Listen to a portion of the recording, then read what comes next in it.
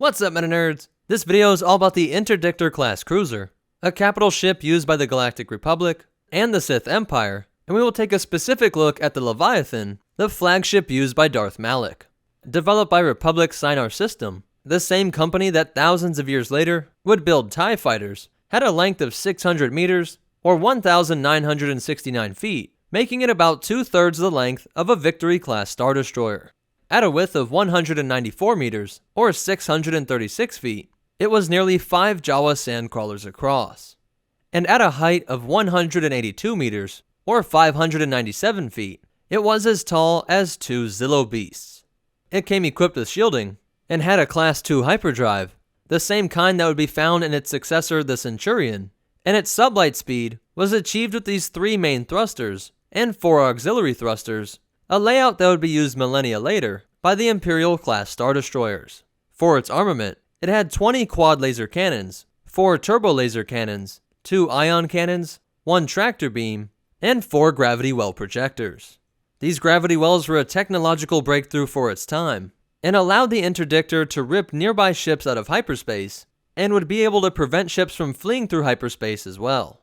With this combination, the interdictor could emerge from hyperspace onto an enemy location, engage the gravity wells and lock down all the ships, and then unload upon them with its turbo laser armament. Even more help came from its complement of 48 Sith fighters that would be scrambled to mop up any enemy fighters as the interdictor blew apart the larger capital ships. It also contained at least 2 shuttles so that it could send boarding parties in order to capture the enemy alive. To operate all of the ship's systems would require a relatively large crew of 5,224, which is more than the assault frigate Mark I, which was 1,000 meters longer, but only needed a crew of 4,882. But the interdictor also had a massive amount of troops, 3,600, which is more than the amount of clones that would be stationed on a Venator-class Star Destroyer.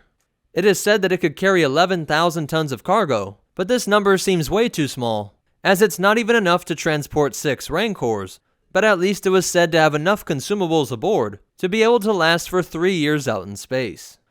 The idea for this ship was proposed by Admiral Jumas Veltra, who ended up being killed in the Mandalorian Wars before this ship could be finished, which had many people call for this ship to be renamed, changed from the Interdictor to the Veltra, but for some reason, Supreme Chancellor Tol Kressa did not approve of this gesture.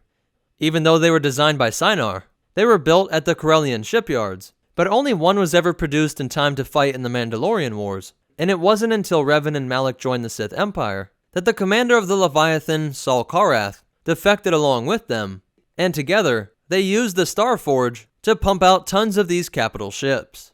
It would be the Leviathan that was used against Revan, knocking him unconscious, and then against Bastila Shan's ship, and later when it was discovered that they fled to Taris, Malak used the quad turbolaser cannons to destroy much of the upper city. Later, this combination of gravity wells and tractor beams were used to capture the Ebon Hawk and bring Revan and Bastila Shan on board.